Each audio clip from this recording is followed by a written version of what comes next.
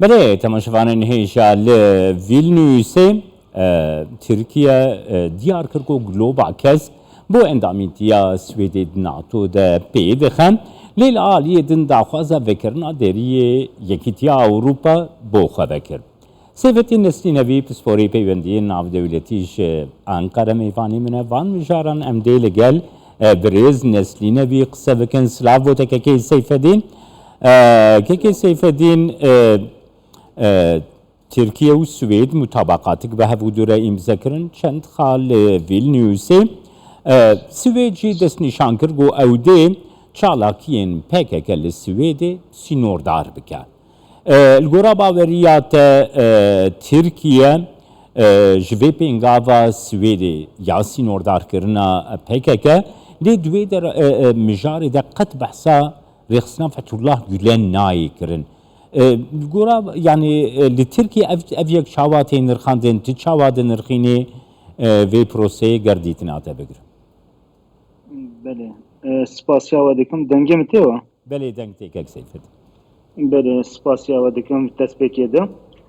براستی جبو یعنی سوید اف بنگاوا که گله که گرنگ بو یعنی ذکرنا گلوبیا کس که جبو اندامیا و ناتوی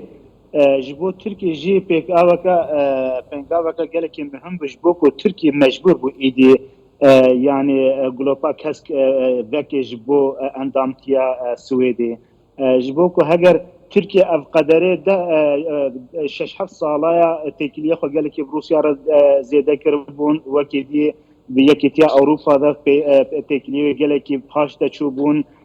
دواره عبوری ده دواره سیاسی ده دواره دموکراسی ده گله که او بو یعنی هگر کو اف گلوبا هپه نه خستبانا یعنی از دوی باوری ده ما هيا کو اندام ناتوی گوتبانا يعني ايدي ام لجبو انتامتيا تركي في وسطك ام يعني بفكرن اگر كو ناتو يعني تركي جبو ناتو وقت بيجي اندامه كي حواله كي باشا ان نباشا جبو كو غوتني واب جهناين تسر بروجي وادا ناسكني اف خالك او خالات دو يجي جبو ام بيجن مثلا فتح الله جي نها وكيكو هون دزانن تيكليه وقت بيجي جماعته فتح الله ويكيتيا اوروبا وامريكا قالكي بيشكتينا جبو في كيجي مثلا برده دكس اشترف تركي وهاتمون خواصن او كسي هفولاتيه تركي بون لبل السويد دمانو تركي دخواس بوابين دولتا خوادا لبل حقوق السويد كس بريار دا كوفا كسا نصادوا ندكو هرنا تركي بس جبو بيكانينا او وي بروجراما يعني التليفون دد بيجني دا بايلوك بكار انين يعني تماما جبو في كسي او كس دخواستن لبل حقوق السويد بريار دا كو يعني فاكسا نريكي تركي جبو في كي يعني حجي وقت بيجي يكتيا اوروبا يبطيبت السويدي جبوكو ديمقراطيا وبيش كتيا كيكي سيف الدين تزاني مثلا نهال السويدي قابقو دادقها بلند بريارة كيدي ده حكومتها السويدي نكاري في بريارة دادقها بلند لغو بك يعني القورا قانوني سويدي وصايا يعني افيا قالوا لتركيا تفهم كرن يعني نهال ترکیه مثلا گلک مجاران دتی گوتن چما سوید پینگاوین وسانا بیجی پینگاوین وسانا بیجی لیل سویدی لگورا یاساین سویدی حکومت نکاری مداخله بریارین دادگاهی بکه بتایبتی دادگاه بلند گاباگو بریاره که ده او بریار بسر حکومتی ویا يعني دي تركيا ده قالوا افيك چما نايب فهم كرن يعني جيتي فهم كرن لسرتي بيچاندن تشاوادن رقينا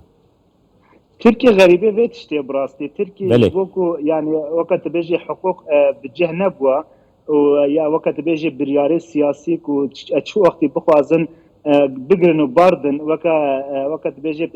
بيشيا اويكو بقرنو باردن حقوق تركيا ده مخادن وصايا يعني تبيجي ديمقراطيه حقوق بجه نقرت يا الفيري لبلد يكتيا يعني اوروبا نكو يكتيا اوروبا تنل دوله اسكندنافيا واوروبا تواهيجي دواره حقوق ده دواره مافتا يعني ام بيجن بينقاف حمور ونشتينا ويعني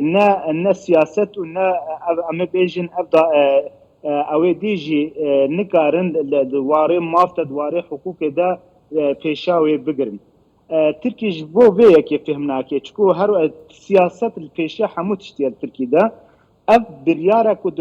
جبر پرسا ویا کو لعالی فتو دو پرسی يعني اف هر دو مجاركو دادگاه بلند بريار داين يعني وقت بيجي دواري مسألة فتو دا بيجن ام نا سر طايه كيجوانا ام يعني ما في مروفا تشت خوازي ام في كي دوي وارد برياردن وكي دي دجي دواري ام بيجن دروجافا دجي سويد دواري ام بيجن بيدو يا بيجي دجي وقت بيجي پیشناویا ترور پیک نانی يعني افجي اجبو روجافات بينغاوا كجلكي جرينجا اري بك دواري بك كده دبو چالكي بك كي سينور داين بد او كرن لبل ابناي بي معنى كو اجبو خبات روجافا يا بيجي ويا بيجي و سينورا بدن داين كيكي سيف الدين نهال السويدي جبرغوز ميديا السويدي روجانا تعقيب تكم يعني السويدي او ريغري لشالاكي خباتين بككا تيكرن جبرغو بككا حمد آستا السويدي دغو سويد يكمين ولات بو نيكي تيا اوروباي كو بككا وكا ريخسنكي تيروريست بنافكر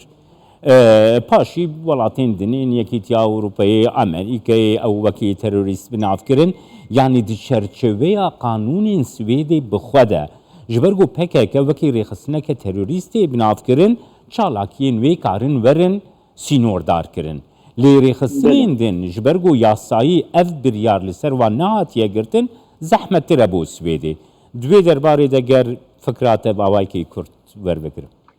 تذكر فرصة داوي من قول جبوري خستنين دن كي سيف الدين جبر قودي شرشوية حقوقات سويدي دا وكا تروريست نهاتنا بنافكرن يعني أصلا كرنا وانجي زحمة ترده بدوي درباري دا من ديتنا بلي يعني من يعني دقوتنا خويا بيشي دا من أذاني زمان مخاص أبو أزبيب زمان جبوك بطيبتي انها بيمان نابرات تركي وسويدي دا تركي براسي دخواست كو بطيبتي وخبات امي بجن كوملا او ريفبريه سياسي كو واجي وكا بتروريست بيشناف بكي لبلي دادقا يعني وقت بيجي حقوق سويدي اف قبول نكر وقت بيجي او ريفبريه روجافا بله ريفبريه روجافا بيجي وقت بيجي ايش دي قالك وقت بيجي خباتي جرينج بيكانينا وجبو اوروبا جي افتشتها قالك جرينج جبو فيكي اف نكرنا نافو خالي بيماني دا اف جي قالك براستي جبو تركي وقت بيجي غابكا كوبشون دبا فيجن براستي دستوكي ده حتى وكانها براستي تركي دخواس كو روجافا بكي دبي خالا بيماني دا بله سپاس یادت کنم که سیف الدین نسلی نوی جه انقره میوانه من